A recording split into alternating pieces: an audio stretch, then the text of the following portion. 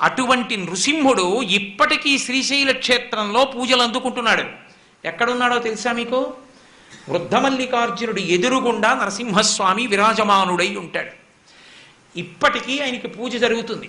మల్లికార్జున క్షేత్రంలో నరసింహస్వామి వారికి అంత పూజకి కారణం శంకర భగవత్పాదుల్ని నృసింహస్వామి కాపాడడమే.